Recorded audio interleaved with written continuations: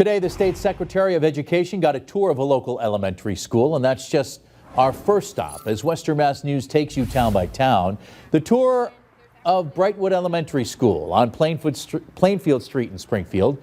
Secretary Patrick Tutwiler directs the Executive Office of Education, which oversees both early and higher ed. During his tour, he was joined by Springfield School Superintendent Daniel Warwick. Congressman Jim McGovern announcing more than $2 million in federal funding for the Jones Library in Amherst this afternoon. The money will go towards preserving the library's history, renovating its facilities, and helping it become more energy efficient. And hundreds of students, faculty, and staff at Holyoke Community College attended a retirement celebration for their president, Christina Royal.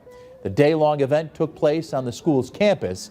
Activities included book readings along with food, games, and fun.